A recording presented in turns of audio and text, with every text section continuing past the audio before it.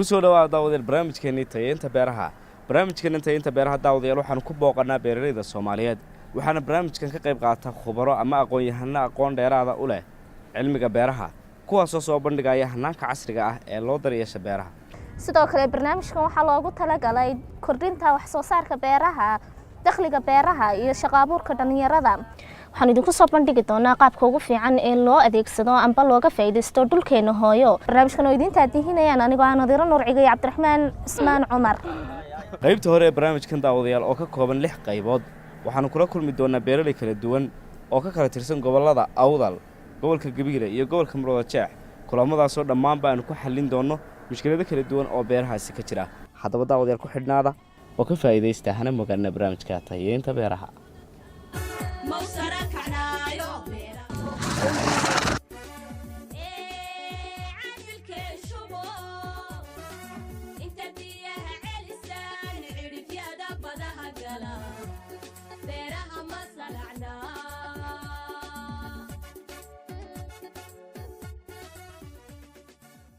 waa beer qurux badan waxay ku taalaa duleedka Gabiile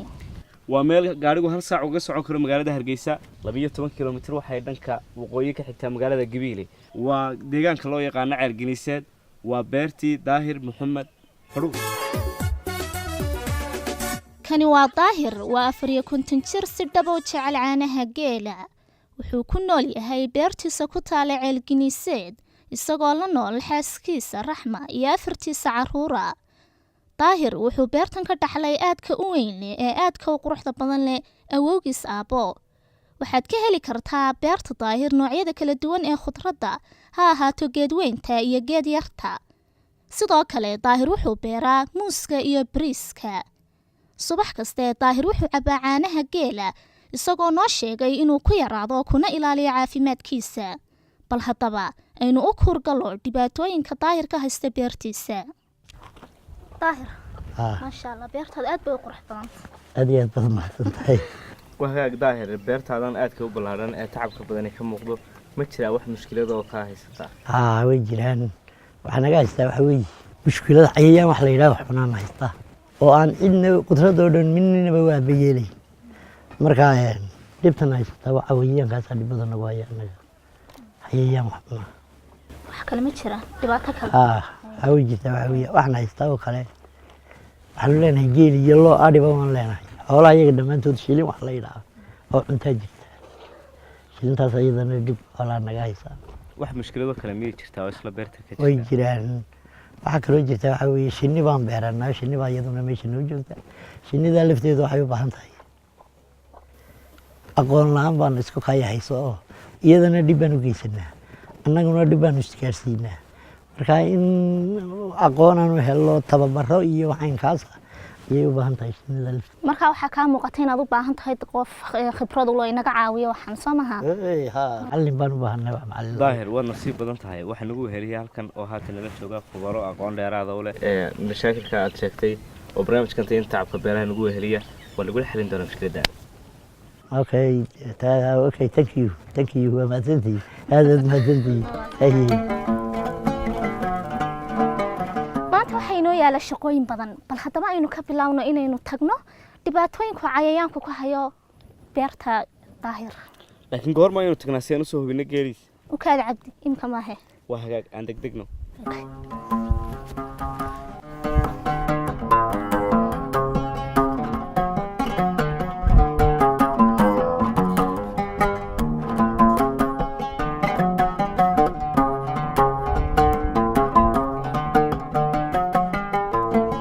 jira 3 nooc oo ah cayayaanka waxyeeleeya wax soo saarka beeraha ka koobaadi waa birabinaas ka labaadi waa duqsiga dalooliya liinta ka saddexaadina waa dirxiga dalooliya qurmiyana midhaha tamaandhada si aan u xalino dhibaatada Daahir ee ku saabsan cayayaanka waxaan u keenay Dr. Xareed oo ah khabiir ku xeel dheer cilmiga beeraha Daahir waxaad nooga sheekaysaa dhibaatooyinka ku haysta dhibaatooyinka haysta waxa weeyaan kaabashka waa ka wax cunaa waxa weeyaan ka sadaa u gali weey صح tamaantada waa ka wax nuuga iyo wax dirxiga labadaas iyagu leeyihiin waa gartay liinta oo kale waa kaasoo waxbuu dhex geliyaa dabeedna hadhow bahashana sidaan u wada qurmaysa imika waxaan u wada qurmayn oo dhan walgidar waxaasay dhibta ugu badani waa taasina haysato waa gartay daahir dhibaatadan ma aha keliga waa dhibaato beeraleyda oo dhan haysata inta badan lagu arko beeraha xagga liinta haddaan ka bilowno sidaad sheegtayba waa cayayaan gelaya waa duqsi ku mudaya ugxantiisii gudaha kadibna ugxantii marka ay ka soo baxdo duqsigii yaraa ama laarbihii wuxuu bilaabayaa inuu cuno kadibna waxaa qurminaya ku dulnoolayaal kale ayaa sii qurminaya oo sidaa martii u baabi'inaya marka ka hortegiisa marka uu bilowga yahay mirahu ay soo baxaan ay noqonaysaa in suntii aan hore kugu sheegay lagu bilaabo buufinteeda xagga cabbage-ka sidoo kale waa cayayaan cunaya oo daloolinaya oo cabbage-kii oo dhan ka dhex baxaya xilliga kulayl ayuuna u badan yahay xilliyada kulaylkaa sida xilligan oo kale marka la beero xilliyada qabowga ah wuxuu noqonayaa wuu ka sahlanaanayaa sidaa haddii aad ka maarmi weydo xilligaa inaad beerto waxaad isticmaalaysaa dawada fabcomor oo aad ku buufinayso 2 goor ay u dhaxayso 10 cisho marka ay u dhaxayso xagga tamaandhada haddii aan u galo sidoo kale isna waa dixiri la mid ah midka halkan cunaya ay isku reer yihiin oo daloolinaya marka hore wuxuu ka gelayaa dalool yar oo sidaa u yar dalooladaa yaryar ayuu ka gelayaa kadibna marka ay bislaato mirta daloolkii wuu weynaanaya daloolkii sidaa ayuu u weynaanayaa mirtiina way qurmaysaa sidoo kale marka la dalooliyo waa sida jirka bini aadanka oo kale oo la jaaxay wax kasta oo ah ku dulnoole ayaa gelaya oo markaa baabi'inaya marka sidaa ayaad haddii alla idma ogaanaysaa marka keligaana maaha waa wax komana beeraleyda o dhan doctore wuxuu ka cabanayaa daahir cayayaan cunaya beertiisa marka maxaad kula talin lahayd inuu ka xaliyo mahadsanid waxaan kula talin lahaa nadaafadda beerta inuu ilaaliyo haramaha ka ilaaliyo maxaa yeelay cayayaanka wuxuu soo raacayaa haramaha iyo soo raacay intaa kadib wuxuu isticmaali karaa sunta loo isticmaalo beeraha mid ka mid ah oo la yiraahdo fabcomor oo aan kula taliyey in ay u wanaagsan tahay cayayaanka inay disho ayna dhibaato u lahayn deegaanka dadka iyo dhirta intaba aysan wax dhibaato u keenin daawadan fabcomor waa daawo aad u wacan oo loo isticmaalo cayayaanka soo iloobay chemical baan gaari ku soo iloobay waan ka xumahay inaan idinka dhex galo meeshan geel baa jooga ma idinla tahay inaan soo eegno aan dib u dhigano waa fikir fiican anaan doonta chemicalkayga markana aynu gudagalno xalka dhibaatada geela waxaana inagu wehelinaya khabiir geela aad u jecel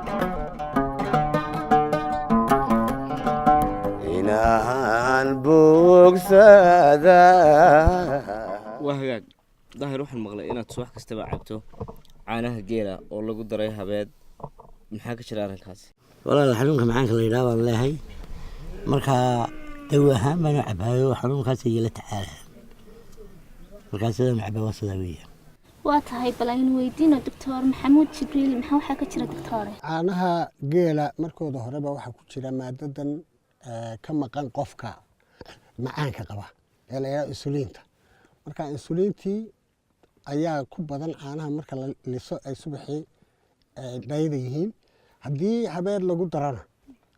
sidii diintu ay nagu sheegayso waxay samaynayaan markaa waa dawooda lagu daweeyo macaanka ayaa lagu daweeya daahir wax mushkiladii makaa haystaa geelaada hayo caanaha aan dawo ahaantaba cabiyey geela waxaa iminka iga cuntaba bahal shilin la yidhaah marka mushkiladda lafteeda iminka caana iga yaraysay baa si aan ula tacaalo taasaan inaga fadhiya inaad wax igaga qabataan haddii la yidhaahdo caanaha xoolaha had iyo goor waxaa dhibaato u keena waxan ama dhiigooda caba ama cunada ay cunaan la qaybsada oo ay ka mid yihiin xegan caloosha gala bahasha shilintu markaa iyadu way kasii khatarsan tahay dhiigga ay nuugto xoolaha ka nuugto un maaha waxay qaadaa cudurro ciidaa ka badan oo iyadu ay sidii baabuurkoo kala sido maaha wax ay iyadu markaa dabeedna neefkay kaga tagtaa marka dabeedna waxa lagala tacaalayaa markii hore waxa la isticmaali jiray dawooyinka dhibka la yidhaaho sun badan bay yeesheen reerkii laftiisii ilaalintoodii baa adkaatay marka waxaa la keenay dawooyin lagu mudo oo ka habboon oo shilintiina markiiba dilaya waxyaalaha ugu wanaagsan waxaa ka mid ah in xerada laga ilaaliyo mar walba la ilaaliyo inaana shilin soo gelin neefkuna subaxii la baadho saasay ugu wanaagsanto gacantana waa lagaga guri karaa waana la mudaa labadaba markaasay waxtarkoodii ay caanihii badinaya insha allah waynu daweynaynaa dabeedna markaasaynu helaynaa in ay caani kordhiyaan aynu rajaynayna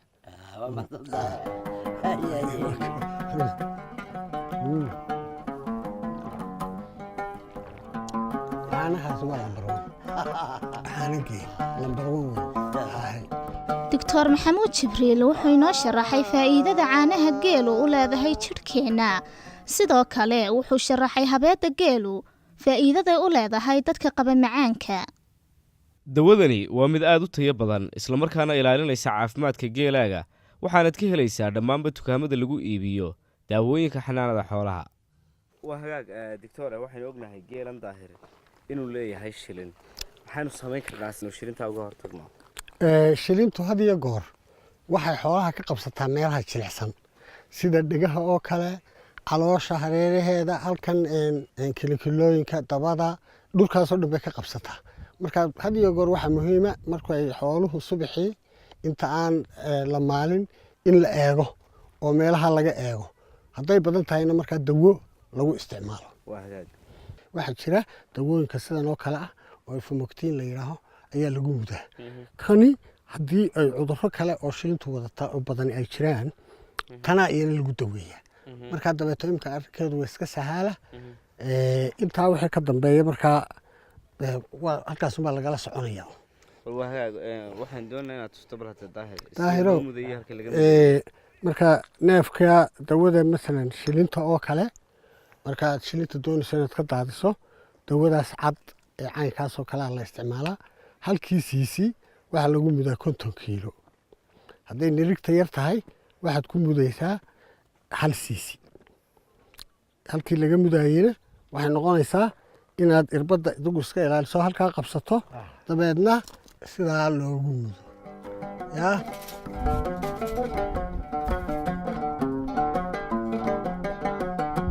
raxma waxaan arkay meeshan aad ba kuugu madowdahay habeenkii marka sid cashada ugu samaysaa meesha habeenkii madowdahay haye waa run saad sheegtay weeyaan way madowdahayoo waxay madowdahay marka tahay meeshu miyi tahay leedhna jirin soolana jirin dhulku wuxuu noqonayaa dhul madow oo dam ah haddaba ka baxday imika filayaa waa halkan waxaan kuugu haynaa laydh waa laydhkan waxaa lagu jaajarayaa cadceeda kaagama baahnaa cadceedana ilaahina si 24 saacadina dul taagan inta badan dad baan bahaysan ayaabaan ku jaajarsanaysaa maalintii habeenkiina ku iftiimaya gaasna kaagama baahna dubaaladna kaagama baahna qiiq kuguma wareeriya midna kaama rabo maalintii unbaa jaajaranaysaa waxa weeyaan waa solar light cadceed umaad u dhigaysaa habeenkiina ku iftiimaysaa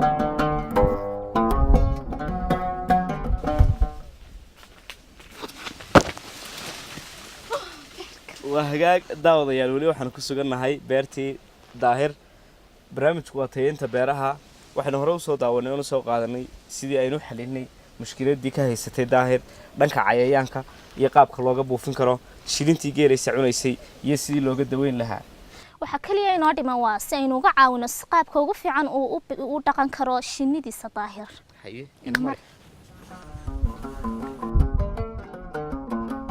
balag baa la ilulay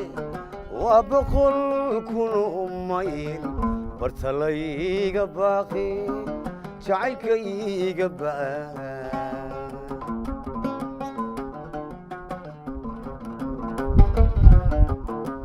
balag baa la ilulay waa 100 kun mayl bartalayga baaqi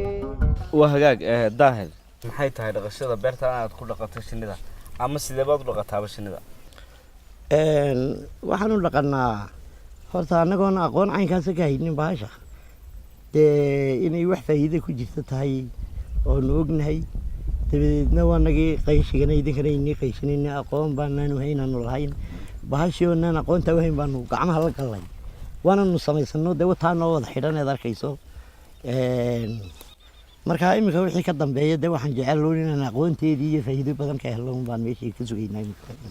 waxay ka caawinaysaa haddaad shinni dhaqatid in beertaadii waxa weeyaan ay faxaliso geedihii oo waxa weeyaan ay u kala qaado waxa faxalkii oo geedba geed ku tallaasho ayay ka caawinaysaa waxa kale ka caawinaysaa inaad dhaqaale ka hesho waxa weeyaan shinnidii oo malabkii iibiso oo ka ganacsato oo ka taageerto dhinacii beerta daahir waxa kale oo ka helaysaa shinnida dawaad ka helaysaa oo malabkeeda dhaqankii Soomaaliyeed waan isku daweyn jirnay malabka shinnida oo hadhow daway ku noqon doontaa ganacsi faa'iidooyin kale oo badan way leedahay oo waxa weeyaan waxyaabahan malabka ma aha kale soo baxay ay ka mid tahay boolankan ay ka mid yihiin dhaabkan ay ka sameeyso shinnida kuwan oo kale waxa weeyaan iyaga laftooda waa la isku daweeyaa oo hadhow daway ku noqonayaan marka shinnidu waxa weeyaan faa'iido ku leedahay inaad dhaqato beerta soo dhaweysaan kula talinaha wixii kale xirfada waxa weeyaan waan kaaran tali doonaa hadii la helo okay horta anagu beriyii hore qoriilaan ahayn shinniyaha meelaha geedaha ku dhalay iyo dhagaxda hoostooda umaan soo fadhan jirnay laakiin iminka markan hay'adahan iyo wacdiyan badan inay shinnidu faa'iido leedahay la dhaqan karo markanu ogaanay iminka waanaga iminka soo wada xiraysanay marka inaan haddii weliba aqoonta umanaan sii lahayn inay geedaha wax u tarayso lafteeda laakiin malabahaan inay faa'iido u leedahay umaan u wadanayay kol hadday dhirtiina bacriminayso qudradeedana wax ka tarayso waa faa'iidooyin libilaaba weeyaan oo beertaada u soo kordhay marka waxaan kugula talin lahaa inaad waxa weeyaan iyada ilaaliso oo ka ilaaliso waxyaabaha waxa weeyaan quraanjada oo kale aad ka ilaaliso waxa weeyaan xuunka oo kale xumo waxa jiro iyaguna cunad waxa weeyaan shinnida kuwaas oo dhan waxay u baahan yihiin in laga ilaaliyo waayo waxaad imika ii sheegaysa markaan beerta joognay in waxa weeyaan ay shinnidii baxday oo qaarkood ay baxeen ama waxa weeyaan ay quraanjo u gashay haddii ay quraanjo u gasho ama waxa weeyaan shinnidii waxa weeyaan ay xayayaan u galaan gurigii ay galaysay waxa ku dhacaya shinnidii way ka guuraysaa meeshii marka haddii ka guurto inaad ogaato xilligii guurtay oo aad soo qabsan karto oo taasina wax meesha ku jira weeyaan oo aanay ka tagin marnaba haddii geedaha mid kamid ah fadhiisato waa inaad soo qabsan karto shinnidii oo xirfadaasi waa lagu xirfadahan u baahannahay waxa weeye waa waxyaabahaas oo dhan diktoor aad ka sheekaynaysaa marka wiilkan waan soo dhaweynaynaa inaad wax nagala qabataan haatana balaynu aragno sida malabka shinnida loo soo qaato iyadoo la gashan yahay dharka shinnida la isaga ilaaliyo horta shinnidan sideedaba diktoore waxaa naga haystaa dhib badan baa naga haysataa dhibtaa weyn oo xagga aqoonta naga haysataa mar iyadii baan dhib u geysanaynaa oo sida iminkaba aad arkaysaan shinniyo badan oo aan malab ka soo saarnay oo aanu iskula dhex dhacnay meeshii dharkii aan isticmaalaynay awgeed oo meelano ayadii lafteedii nooga soo daadatay aqoon darro si ay noqotaba mushkiladii weyn baa iminka horta naga haysata xaggii isticmaalkii shinnidii lafteeda ayay imikadaa mushkiladii naga haysataa waxaasan daahir waxa weeye waa halis weeyaan shinnidu haddii la isticmaali waayo waxa weeyaan qalabka loogu talagalay in la isticmaalo waxay halis u tahay caafimaadka qofka waxa weeyaan dhib weyna way geysanaysaa marka waxaa jira daahir waxa la isticmaalaa dhar baa jira waxa weeyaan la isticmaalo oo laga xidho shinnida dharkan shinnida laga xidho waxaa loogu talagalay si aanay qofka bini'aadanka u qaniinin intan waa madaxii sare oo intan waxaa loogu talagalay in qofku hawada ka qaato markuu ka shaqaynayo inta kale oo dhanna waxaa loogu talagalay in ay qaniyada shinnida ka badbaadiso qofka bini'aadanka marka haddii daahir qofku uu isticmaalo qalabkan wuxuu kaga badbaadayaa shinnidiisii inaanay qaniinin oo aanay isagiina waxba yeelin waxaa kaloo loo baahan yahay in la isticmaalo intaan la furinba daahiro shinnida waxaa loo baahan yahay in la isticmaalo bahalkan qeejiyaha la yidhaahdo oo loo yaqaano smoker smokerku wuxuu faa'iido leeyahay shinnidu waxay ku xidhiidhaa waxa la yidhahdo foreman communication oo ah waxa weeyaan ur ay sii deyso ama kuwa gaadhkii ama boqoradu urtaasi markaas si loo khalkhaliyo waxaa loogu talagalay bahalkan in la shido smokerkan kan markaan shidno waa la kala furayaa saa markaan u kala furno gudahan waxaan ku guraynaa xashiish iyo caleen iyo waraaqo markaan gubno qiiqa bilaabaan intaanay dabku markuu joojiyo qiiqa bilaabo ayaa la daboolayaa marka waxaa la sameynayaa albaabka laga furayo shinnida ayaa lagaga shubayaa qiiqa laga afuufayaa hadhow marka daboolka laga qaaday dhexda ayaa lagaga afuufi doonaa taasi markaa waxay kuu sahlaysaa in shinnidii ay deganaato oo aanay waxba qaniyo samaynin oo aanay cidna cunin iyadoo degan adiguna aad ka shaqaysan karto ayay ku fududaynaysaa marka waxa weeyaan qalabkan haddaad isticmaasho waad ka badbaadaysaa shinnidii inay dadkii cunto ama inay adigiiba ku cunto laftaadii oo halis ku geliso okay doctor waxaa jira qalabkan laftiisa kolka hore waan isticmaali jirnay barkii laakiin qalabku isku mid maaha sida kan imika wadaan oo kale waa kuwa badbaado weyn sameynaya oo kolka horeba dee faramanaan loolama tegayni la isticmaalayay laakiin qalabka laftiisa ayaa si kala casrisan annaguna aqoon inaan ku doonano labada ka badbaadada la dee umaanaan lahayn marka waxyaabo weyn baa nooga iftiimaalkan oo badbaado noo sameynaya sidaad wadaan ma waxa shanqaab waxaan helay xal aad u fiican oo daahir kaga badbaadi karo shinnidu inay qaniinto waxaan helay in smoker isticmaali karo oo ku qeejin karo shinnida si aanay wax weyn u khalkhalin shinnidu oonay u qaniinin smoker casri ah waxaan xal u helay oo kale in uu wax weyn daahir maanta laga bilaabo isticmaali karo dharkiisa iyo qeejihiisa si uga badbaado qaniyada shinnida daahir ka waran markii aad heshay khabiir ku sharaxa shinnidaadii maxaad dareemaysaa farxad baan yar dareemayaa iyo aqoon saayidayna leeli daahir dhibaatadu waxay ka haysataa soo gurashada malabka mana garanayo dhibaatada uu geysanayo shinnida xilliga uu soo guranayo malabkeeda si haddaba arrintaasi aan u xallinno waxaan u keennay khabiir waxaanu khabiirku daahir siiyey talooyin kuwaasoo ku saabsan sidii uu daahir kor ugu qaadi lahaa wax soo saarka malabkiisa isagoo kula teliyey inuu beerta ku soo dhoweeyo shinnida si ay u hesho waxyaabaha ay uga baahan tahay beerta sidoo kalena digtoorku waxa uu daahir u qeexay sida ugu habboon ee ugu nabadgelyada badan ee u guran kara malabka isagoo aanu arrintaasina ka caawinay islamarkaana aanu siinay dharkii si aanay shinnidu u qaniinin waa hagaag mar labaad ku soo dhowaada barnaamijkeennii waxaanu weli ku sugannahay agagaarka gabiiley waa caalginiisyada 12 kilomitir dhanka waqooyi ka xigta beertii daahir ayaan weli joognaa daahir waxaan ka caawin doonaa dhibaatada ka haysata shinnida weliba geeliisa iyo shilinta cunaysa iyo weliba dhanka cayayaanka oo uu ka cabanayo soo maaha nadiira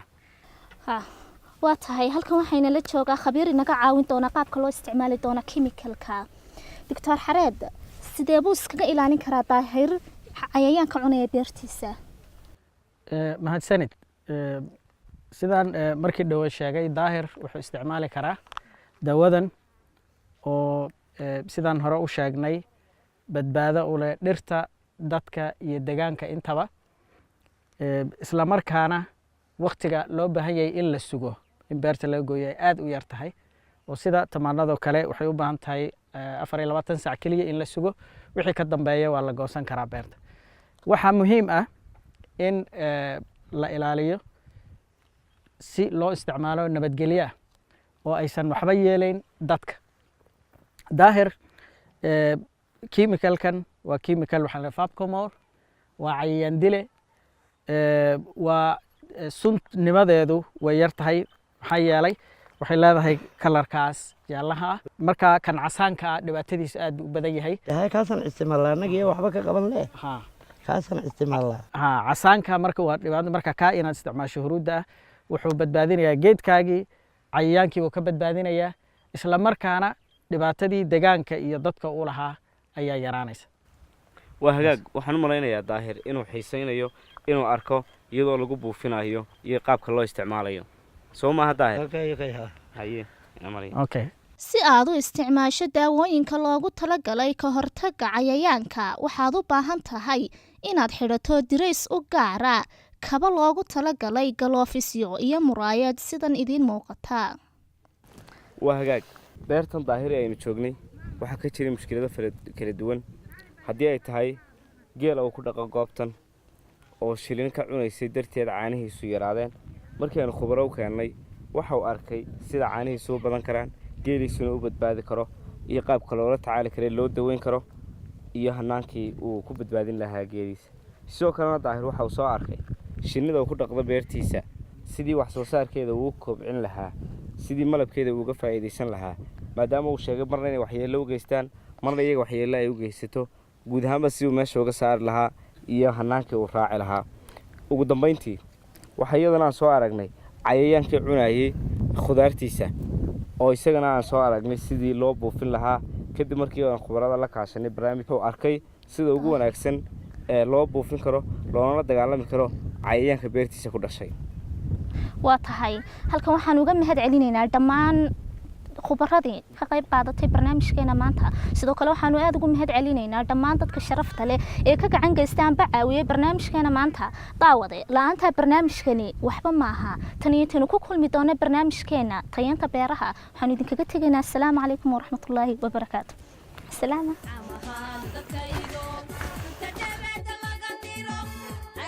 قراني عيدنا هضنك موسرك عنايو بيرها ما صرعنا